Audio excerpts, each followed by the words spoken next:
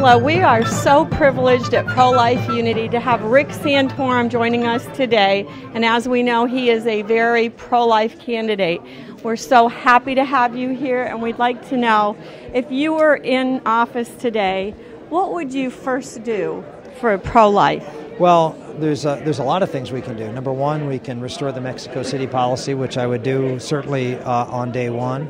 I would go through and look at all of the regulations that deal with conscious cause protections for providers of health care and repeal those immediately. What's being done, and I just was talking to some business people who are now being forced. These are Catholic business people, pro-life business people, who are now being forced to have their insurance coverage carry abortifacients and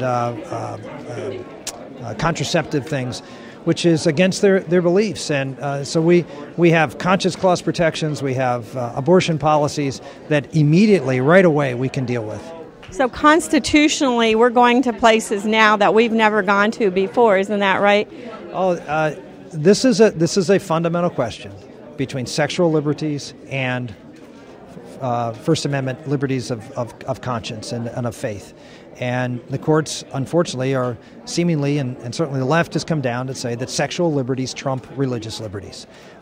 They do not. That's news here, isn't it? Because it hasn't been in the history. Well, I mean, look, where is sexual liberty in the Constitution? I mean, it's not there, but it has been created. It is a product of the left's assault on the family and on faith. That this is the way to challenge both the traditional values that reflected in faith, as well as the traditional family, which is the underpinning of our society.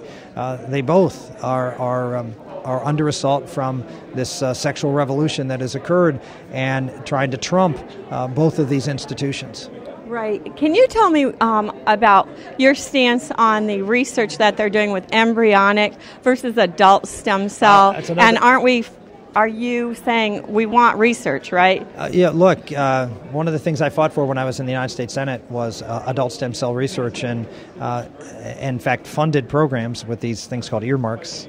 But we funded with earmarks programs to take human cells, all sorts of different tissue, and turn them into what are called pluripotent cells, which are embryonic-like stem cells to be used to create other types of tissue that can be used in therapies that can help people with a variety of different diseases, and trying to create an alternative to destroying a human life for purposes of research or even potentially a cure.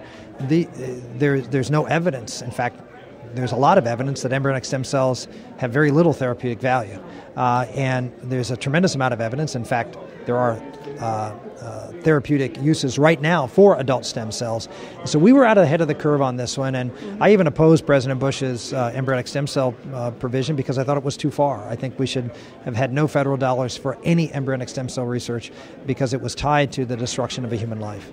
So you're definitely saying no federal money supporting any kind of abortion in any country, or research also that takes away the life of anyone at any age, especially embryonic, because that's becoming common. Yeah, it's very unfortunate, and we need to send a very strong signal that science is not an ethics-free zone, that science has to be accountable to the mores of our society, and that means that we don't do experimentation on people, and we don't do harvest embryos for purposes of science. So, and we've had a lot of great results with the adult stem cell research. It does work, it will work, and it's where the future of embryonic stem cell research goes. Okay, would you support stem cell research goes, not embryonic. Right. Stem cell research. Would you support the personhood amendment? Yeah, I think that concept is a very viable concept, and I've looked into it and would try to promote that.